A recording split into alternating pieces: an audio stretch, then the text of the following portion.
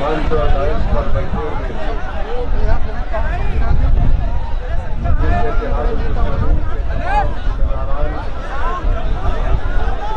सदर उत्तर प्रदेश मोहतरम जनाब अब्बास साहब, हमारे स्पोक्सपर्सन आसिम जफार साहब, इस्लामाबाद से मेरे भाई डॉक्टर साहब जो मजलिस इत्तेहाद मुस्लिमीन के उम्मीदवार हैं, रजौली के तमाम मजलिस के जिम्मेदारान, मौजूद हाजिरीन इकराम, बुजुर्गान मिल्लत, मेरे गयूर नौजवान साथियों, मैं आप तमाम का शुक्रगुजार हूँ कि आप लोग ने अपना कीमती वक्त निकालकर आज के मीटिंग में शिरकत की और आप लोगों का इस तरह से वालेहाना मोहब्बत का इजहार करना मुझे उम्मीद दिलाता है, हम तमाम मजलिस के जिम्मेदारों के हौसलों को बुलंद करता है और आपका ये बेनफ्स होकर यहाँ पर जमा होना इस बात का पैगाम देता है और साथ ही साथ आपने यहाँ पर आकर इस बात का पैगाम दे दिया कि आइंदा साल 2022 में जो उत्तर प्रदेश के विधानसभा के चुनाव होंगे, इंशाअल्लाह ताला रजौली से यहाँ से मजलिस का उम्मीदवार यकीनन विधायक बन के आपकी आवाज बनकर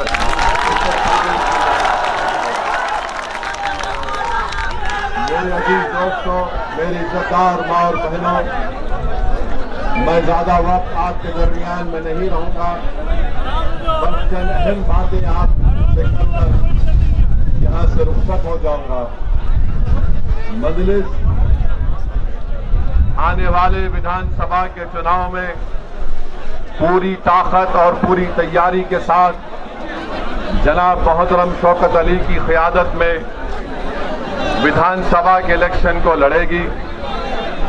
ये बात मैं इसलिए कह रहा हूं कि जो मजलिस के मुखालिफीन है वो इस बात को समझ ले कि ये वो मजलिस नहीं है जो 2017 में विधानसभा के इलेक्शन में हिस्सा ली थी। इस 5 साल के अरसे में मजलिस ने अपने संगठन को मजबूत किया। मजलिस का पैगाम उत्तर प्रदेश के घर घर पहुंच चुका है। मजलिस ने अपनी तंजीम को अपनी जमात के लोगों की मेहनत और जुस्तजू की बुनियाद पर पहले से ज्यादा आज उत्तर प्रदेश में मजबूत है और हमारा आपको यही पैगाम है, यही आपसे इल्तिजा और गुजारिश है कि उत्तर प्रदेश में मजलिस की पहली कोशिश ये है कि यहां से आपकी मुस्लिम अक़लियत की एक सियासी लीडरशिप बने। मैं आपको ये बात बताना जरूरी समझता हूं कि उत्तर प्रदेश भारत का सबसे बड़ा स्टेट है, प्रदेश है। यहां पर हर बिरादरी की यहां पर उनकी एक सियासी ताकत है, उनकी एक पहचान है। अगर उत्तर प्रदेश में अगर किसी की सियासी लीडरशिप नहीं है, किसी की सियासी आवाज नहीं है, किसी के आवाज की अहमियत नहीं है, किसी के आंसुओं की अहमियत नहीं है, अगर कोई यतीमी और लाचारी के माहौल और मायूस हो रहा है तो वो उत्तर प्रदेश का मुसलमान है। और मजलिस ये चाहती है कि आप जमहूरियत को मजबूत करें। भारत की जमहूरियत कैसे मजबूत होगी? भारत की जमहूरियत उस वक्त मजबूत होगी जब सबको उसमें हिस्सेदारी का उसमें हिस्सा मिलेगा। उत्तर प्रदेश में सबको अपना अपना हिस्सा मिल गया। अगर किसी के साथ इंसाफ नहीं हुआ, किसी को उनका हिस्सा नहीं मिला, तो मैं ये साफ तौर पर कह रहा हूं कि उत्तर प्रदेश के मुसलमान हैं जिनको अभी तक उनका हिस्सा नहीं मिला। और क्यों नहीं मिला? इसलिए नहीं मिला कि आपने पिछले 60 साल से सेकुलरिज्म के झूठे वादे पर आपने मुख्तलिफ पार्टियों को वोट किया। कभी आपने कांग्रेस को वोट किया, उनको नेता बनाया, विधायक बनाया, सांसद बनाया, मुख्यमंत्री बनाया, कभी आपने उनको प्रधानमंत्री बनाया, कभी आपने बीएसपी को वोट दिया, उनका मुख्यमंत्री बनाया, आपने समाजवादी पार्टी को वोट दिया, उनका मुख्यमंत्री बनाया, मगर आप अपने दिल पर हाथ रखकर सोचिए कि आपका पूरे उत्तर प्रदेश में आपका कौन है नेता, कौन है आपकी आवाज, कहां है आपकी सियासी ताकत। आज उत्तर प्रदेश में आपके वोट की अहमियत नहीं है, आपके आंसुओं की अहमियत नहीं है, आपके मसाइल की अहमियत नहीं है। मैं ये कहने पर मजबूर हूं कि उत्तर प्रदेश में अगर सबसे कम पढ़े लिखे अगर कोई है तो मुसलमान है। आखिर क्यों कम पढ़े लिखे मुसलमान है? क्या इसका जिम्मेदार असदुद्दीन ओवैसी है? अगर उत्तर प्रदेश में सिर्फ 2% बच्चे ग्रेजुएट होते हैं तो क्या उसका जिम्मेदार असदुद्दीन ओवैसी है? उत्तर प्रदेश में मुसलमान आउट ऑफ स्कूल चिल्ड्रन है, जो स्कूल के बाहर है, जिनकी उम्र स्कूल में तालीम हासिल करने की है वो 60% है। उसका जिम्मेदार कौन है? उसका जिम्मेदार असदुद्दीन ओवैसी है। उत्तर प्रदेश की जेलों में सबसे ज्यादा अगर दलित भाइयों के साथ अगर कोई इंडस्ट्राइल है तो मुसलमान है। इसका जिम्मेदार कौन है? इसका जिम्मेदार किसी हद तक हमको भी अपने गिरबान में झांक कर देखना है। मैं आपको पैगाम देने आया हूं मेरे अजीज दोस्तों और बुजुर्गों, यकीनन फिरका परस्ती को हराना है, फिरका परस्ती को हराना है, मगर फिरका परस्ती को हराने का मतलब ये नहीं है कि आप खुद हार जाएंगे। फिरका परस्ती को हराने का मतलब यह कि आप जीतेंगे तभी जाकर बीजेपी को शिकस्त होगी। अगर रुदौली से मंदलिस का उम्मीदवार एमएलए विधायक बनेगा तो यकीनन बीजेपी को यहां पर हम शिकस्त दे पाएंगे। मेरे अजीज दोस्तों और बुजुर्गों, रुदौली में मैं यहां पर खड़े होकर दिल की अमीर गहराइयों से, हमारे इश्तियाक अहमद साहब एक एमएलए हुआ करते थे, भट्टी समाज से उनका ताल्लुक था, मैं उनको खराजी अकीदत पेश करता हूं। आप बताइए, कोई नाम नहीं लेता इश्तियाक साहब का, और फिर मंदलिस पर इल्जाम लगाया जाता है कि मंदलिस इत्तेहादुल मुस्लिमीन वोट काटने के लिए आती है। मेरे अजीज दोस्तों और बुजुर्गों, मंदलिस किसी को काटने को नहीं आती, मंदलिस जोड़ने को आती है, और मंदलिस ये काम करके रहेगी इंशाअल्लाह ताला। मेरे अजीज दोस्तों और बुजुर्गों, अभी हमको यहां के जिम्मेदारों ने बताया कि जो ओवर ब्रिज है रुदौली का,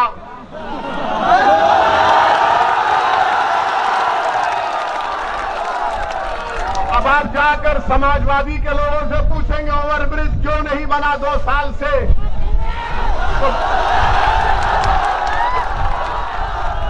5 साल से, तो बोलेंगे ओवैसी यहां से गया था इसलिए नहीं बना। ओवर ब्रिज नहीं बना, और जो मुख्यमंत्री बाबा हैं, बाबा को भी पता नहीं है। बाबा को बोलेंगे ओवर ब्रिज तो बाबा बोलेंगे नाम बदल दो। यानी हमारा हाल ऐसा हो गया है। और फिर ओवर ब्रिज नहीं होने की बिना पर हाईवे पे आने के लिए लंबा सफर 10 किलोमीटर का करना पड़ता है।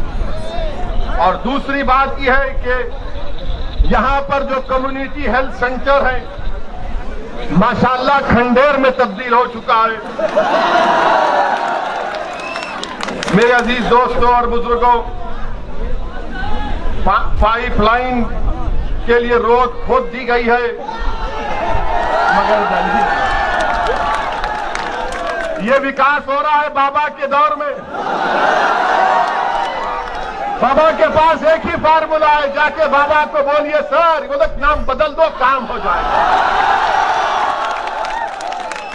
फिरोजाबाद में 50 बच्चे डेंगू से मर गए, 50 बच्चे। नाम बदल दो। क्या नाम बदलने से बच्चे मरना बंद हो जाएंगे? मेरे अजीज दोस्तों और बुजुर्गों, फिर ये आपके रुदौली में मेरे पास रिकॉर्ड है, ये अखिलेश भी नहीं बोल सकते, ना कांग्रेस ना बसपा के लोग बोल सकते हैं। वो सिर्फ आपको बोलेंगे वोट डालो, हमको वोट डालो, मगर हासिल क्या हुआ बताइए कि उत्तर प्रदेश में माइनॉरिटीज के लिए, जिसमें मुसलमान भी शामिल हैं, 2019-20 में मोदी सरकार ने बाबा की सरकार को 116 करोड़ रुपए दिए कि मुसलमानों के उन गांवों में जहां पर 25% माइनॉरिटी रहते, काम कराओ, स्कूल बनाओ, अस्पताल बनाओ। 116 करोड़ दिए गए और जिसमें से बाबा की सरकार ने, महाराष्ट्र ने सिर्फ 16 करोड़ खर्चा किए। और महाराज बोलते, मोदी बोलते सबका साथ, सबका विकास, सबका विश्वास। 116 करोड़ में सिर्फ 16 करोड़ खर्चा किए गए। दूसरी बात कि रुदौली तहसील में क्या कोई हायर सेकेंडरी स्कूल है? गवर्नमेंट का है, क्यों नहीं है? क्या हमको हमारे बच्चों को स्कूल में पढ़ाने का शौक नहीं है? क्या आप अपने बच्चों को तालीम दिलाना नहीं चाहते? क्या अपने बेटियों को पढ़ाना नहीं चाहते? तो लोग बोलेंगे नहीं, मुसलमान बच्ची को नहीं पढ़ाना चाहता। अरे दिमाग तेरा खराब है, हम पढ़ाना चाहते, काबिल बनाना चाहते, ताकतवर बनाना चाहते अपनी बेटियों को। इनको अफगानिस्तान के लड़कियों पर जुल्म की बड़ी फिक्र है, मगर रुदौली में बच्चियों के पढ़ने के लिए ये इनका दोगला दोहरा चेहरा है। और फिर आप देख लीजिए कि फिर उत्तर प्रदेश की बाबा की सरकार ने कहा कि कोविड आया तो मई में फैसला किया कि ऑनलाइन स्कूलों को स्कूल में तालीम दी जाएगी। आपको मालूम मेरे भाई, आपके रुदौली में कितने टीचर को कंप्यूटर इस्तेमाल करना आता?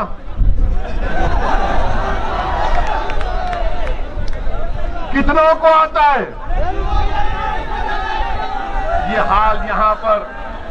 हाल यहां पर इस तरह का करके रखिए। और आप ये भी देख लीजिए कि जो हेल्थ की बात है, हेल्थ की बात में रुदौली में 255 सब सेंटर है, 40 प्राइमरी हेल्थ केयर सेंटर है, 5 कम्युनिटी हेल्थ सेंटर है, कोई सब डिविजनल हॉस्पिटल नहीं है, 4 डिस्ट्रिक्ट हॉस्पिटल है। तो योगी आदित्यनाथ की सरकार बनने के बाद कितने आपने खोले बताओ? कितने आपने खोले बताओ?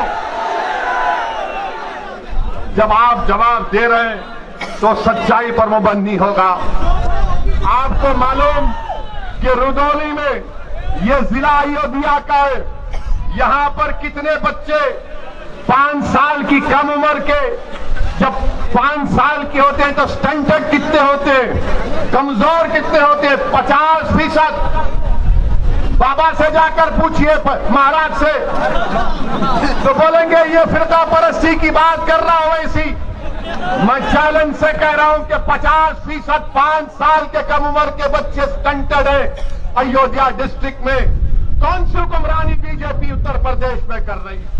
और फिर वेस्टेड बच्चे 19%, अंडरवेट यानी जो उम्र में वजन उनका होना चाहिए कितने मालूम आपको? 45%। मैं जो कुछ कह रहा हूं, अगर मेरी बहन, मेरी मां मेरी बात को सुन रही है तो कहेगी कि हाँ ये बात सच है कि जिस बेटी को मैंने 9 महीने अपने पेट में रखकर पैदा किया, आज वो स्टंटेड भी है और उसका वेट भी कम है। मेरे अजीज दोस्तों और बुजुर्गों, वहीं पर यह सरजमीन, हम जब यहां पर आ रहे थे तो 2 दिन से हमारे माशाल्लाह मीडिया के बड़े बड़े लोग बोलना शुरू कर दिए कि ओवैसी अयोध्या को नहीं जा रहे हैं, ओवैसी अयोध्या का नाम नहीं लेते हैं। मैंने कहा भाई साहब, अयोध्या भी भारत में है, फैजाबाद भी भारत में है और ओवैसी भी भारत में है। अब फैजाबाद की तारीख इनको नहीं मालूम, जो शाम में 6 बजे टीवी पर बैठते हैं। 8 बजे बैठते हैं, 9 बजे बैठते हैं, ऐसा बैठकर भाषण देते हैं, खुतबा देते हैं और ऐसा देते हैं कि बस नरेंद्र मोदी उनको देखे तो कहे कि ये तो मेरा घर वाला। क्या कहा उन्होंने कि ओवैसी को अयोध्या नहीं जा रहे। मेरे भाई, अयोध्या भी जाएंगे, क्यों नहीं जाएंगे? हम जब कश्मीर गए तो अयोध्या नहीं जाएंगे। और फैजाबाद की तारीख, इनको नाम फैजाबाद से इतनी जलन क्यों है? नाम बदल दिया, पेट में दर्द क्यों होता है? फैजाबाद की जेल में क्या अशफाकुल्लाह को फांसी नहीं दी गई थी? क्या फैजाबाद की जेल में अशफाकुल्लाह को जब फांसी दी जा रही थी तो क्या अशफाकुल्लाह जब फांसी के फंदे पर जा रहा था तो उसकी जबान पर कुरान की आयतें थी? जब अशफाकुल्लाह फांसी के फंदे पर गया तो रास्ते में जेल के लोगों से मिलकर कहा कि खुदा हाफिज, मैं अपने रब से मिलने जा रहा हूं। क्या अशफाकुल्लाह ने जब फांसी का फंदा लेकर उसको चूमा और अपने गले में डाला तो पूछने वाले ने पूछा कि बता मरने वाले, तेरी आखिरी ख्वाहिश क्या है? तो अशफाकुल्लाह ने क्या ये नहीं कहा कि ला के रख दे खाके वतन मेरे कफन में? ये मोहब्बत के मज़ार अशफाकुल्लाह ने। ये हमको बोलना पड़ता है, वरना ये 6 बजे 8 बजे 9 बजे बैठकर जो चीखे मारते हैं, जो पुकारते रहते हैं कि हाँ माई बाप देख लो हमको आपकी तारीफ में बोल रहे हैं, इनको बताना पड़ेगा, इनको बताना पड़ेगा कि ये लोग बात करते हिंदू और मुसलमान के इत्तेहाद की मोहब्बत की, यकीनन वो पैदा होना चाहिए। और कैसे पैदा होगा? अशफाकुल्लाह और राम प्रसाद बिस्मिल की दोस्ती कैसी थी? राम प्रसाद बिस्मिल अशफाकुल्लाह एक मंदिर के पास बैठे थे शाम के वक्त, एक मुसलमान आ गए मंदिर पर हमला करने के लिए, तो अशफाकुल्लाह ने अपना रिवॉल्वर निकाल कर कहा, खबरदार तुम मंदिर पर हमला नहीं करोगे वरना अशफाकुल्लाह फायर करेगा। ये मोहब्बत की मिसालें थी। क्या आपको मालूम नहीं? सुनिए, मैं थाली बजाने के लिए या आपसे दाद हासिल करने के लिए यहाँ पर नहीं आया हूँ। मैं तुम्हारी थालियों का मोहताज ना कभी था ना कभी रहूंगा। मैं किसी का मोहताज हूँ तो अल्लाह का मोहताज हूँ। मैं तुमको आपको बताने आया हूँ कि अपने दिलों में एक इनकलाब पैदा करो, अपने दिलों में एक तब्दीली पैदा करो। अगर जिंदा हो तो जिंदा कौम की मिसाल बनो, अगर जिंदा हो तो हरकत करो, अगर जिंदा हो तो अपनी पार्टी का वोट दो, अगर जिंदा हो तो तोड़ दो ये तमाम गुलामी की कैदियों की जंजीरों को जो 60 साल से तुमको डरा डरा कर तुम्हारा वोट हासिल करके हमको बर्बादी के जहाने पर लाकर खड़ा कर दिया। मेरे अजीज दोस्तों और बुजुर्गों, अशफाकुल्लाह शहीद को एक मुसलमान जेलर जाकर अशफाकुल्लाह से कहता है कि अशफाकुल्लाह तुम गवाही माफी बन जाओ, तुम ये तमाम जो दीगर हिंदू हैं जिन पर काकोरी ट्रेन का मुकदमा है तुम उनके खिलाफ बोलो। तो अशफाकुल्लाह ने कहा, मैं एक मुसलमान हूं और बाकी मेरे साथी हिंदू हैं, मैं अपने आप को गिरने नहीं दूंगा, ना अपनी कौम को गिरने दूंगा। मैं अंग्रेजों के खिलाफ था और रहूंगा। मेरा ख्वाब है कि मुल्क आजाद हो। मैं आज रुदौली में खड़े होकर आप तमाम से अपील कर रहा हूं कि अगर हम अशफाकुल्लाह के ख्वाबों को पूरा करना चाहते हैं, अगर हम राम प्रसाद पंडित राम प्रसाद बिस्मिल के ख्वाबों को पूरा करना चाहते हैं तो अशफाकुल्लाह ने ये ख्वाब देखा था। अशफाकुल्लाह ने ख्वाब देखा था कि मुल्क जब आजाद होगा तो यहाँ पर सबको उनका हिस्सा मिलेगा। अशफाकुल्लाह ने ख्वाब देखा था कि मैं फांसी के फंदे पर चढ़ जाऊंगा, 27 साल की उम्र में अपनी जवानी को इस मुल्क पर कुर्बान कर दूंगा, मगर आने वाले नौजवानों का मुस्तकबिल खराब नहीं होगा। नौजवानों, रुदौली के गय्योर नौजवानों, उत्तर प्रदेश के मेरे गय्योर नौजवानों, तुमको अशफाकुल्लाह के ख्वाबों को पूरा करना है। तुमको पंडित राम प्रसाद बिस्मिल की तरह उस मोहब्बत की निशानियों को बताना है। और मोहब्बत होगी तो गुलामी नहीं होगी, हिस्सेदारी की मोहब्बत होगी, हिस्सेदारी की मोहब्बत होगी। ख्वाब अशफाकुल्लाह ने देखा था, अब उन ख्वाबों को पूरा करना आपकी जिम्मेदारी है। ख्वाब देखना शुरू करो और ख्वाबों को पूरा करने के लिए जिद्दोजहद करना पड़ेगा। यकीनन रास्ते में मसाइब और मुश्किलात आएंगे, कोई रास्ता आसानी से हम अपनी मंजिल मकसूद को आसानी तक नहीं पहुंच पाएंगे। जुस्तजू करना पड़ेगा, जिद्दोजहद करना पड़ेगा, ईसार और कुर्बानियों के मजारे करना पड़ेगा।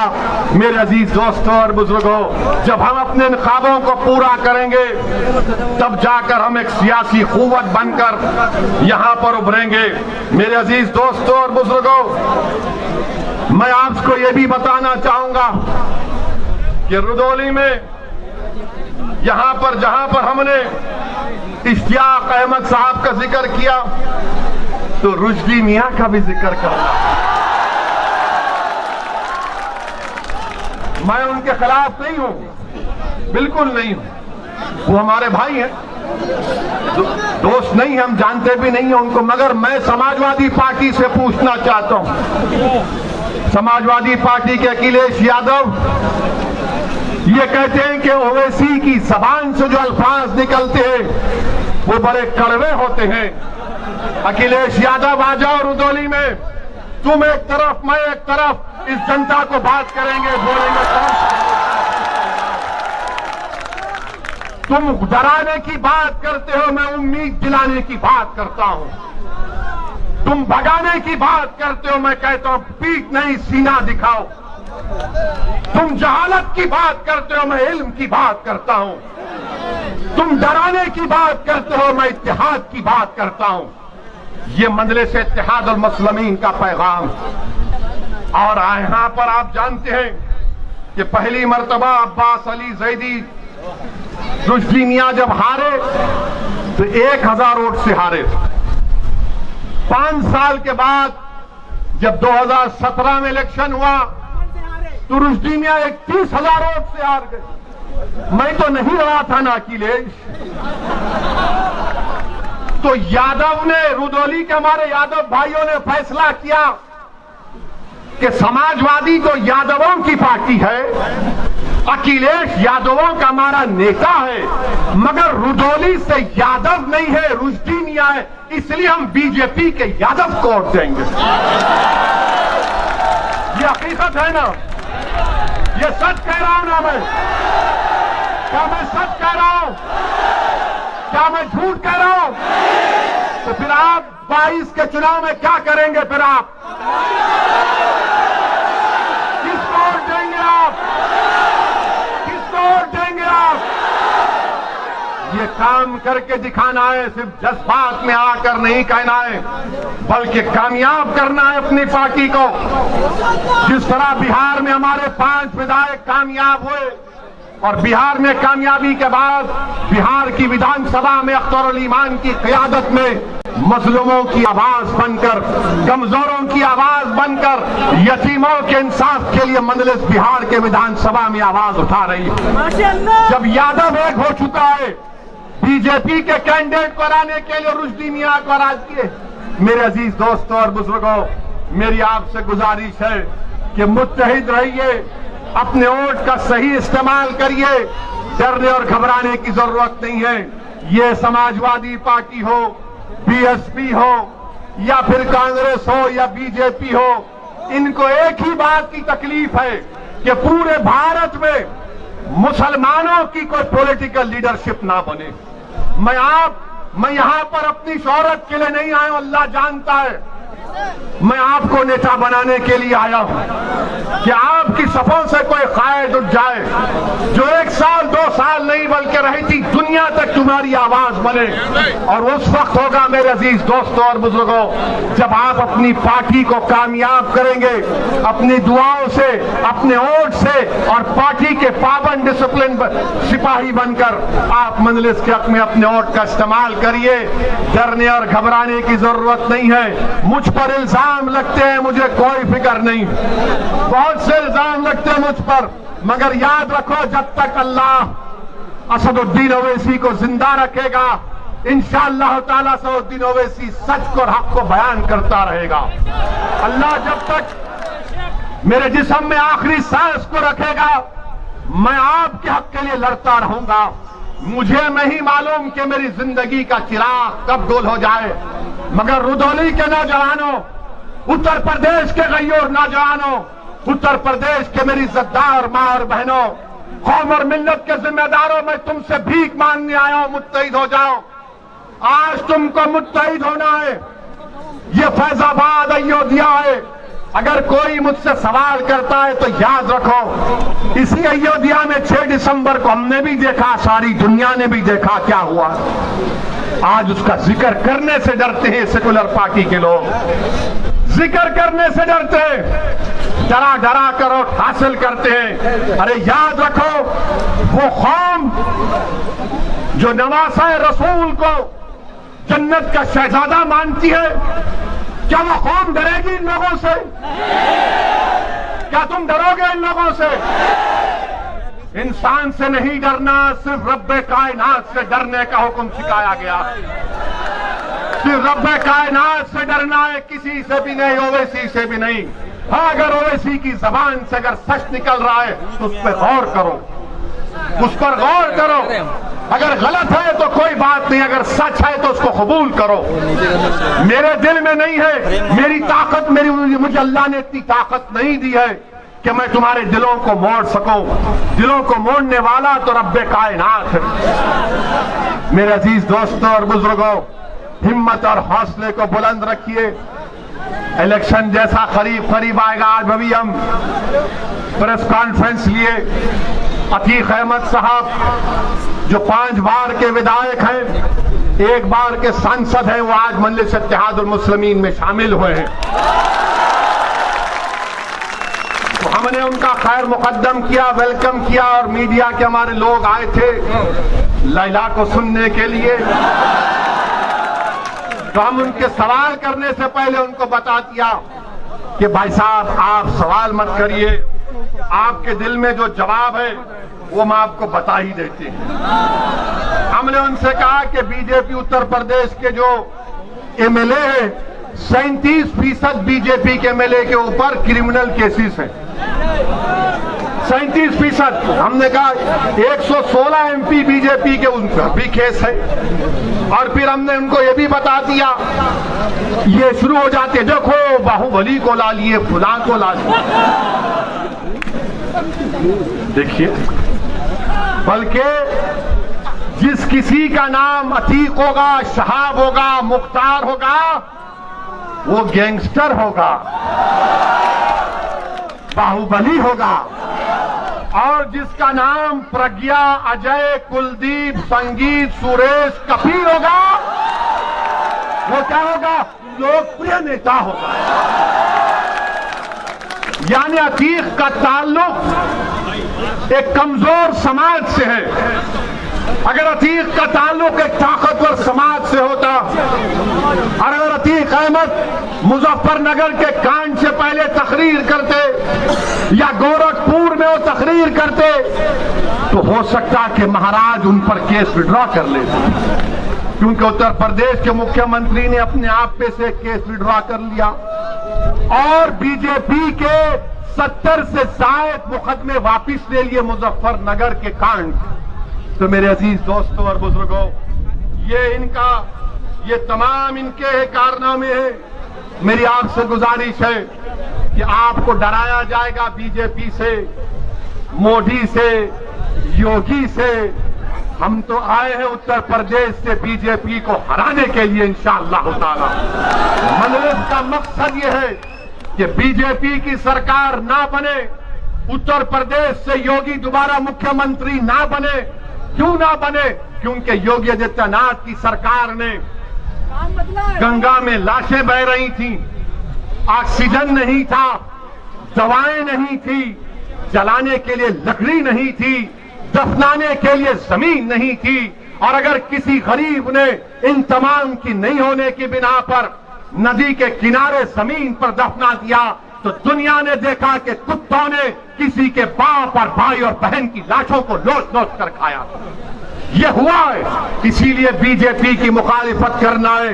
मंजलिस के हक में अपने वोट का इस्तेमाल करिए, मंजलिस को कामयाब करिए, ये सेकुलरिज्म की कामयाबी होगी।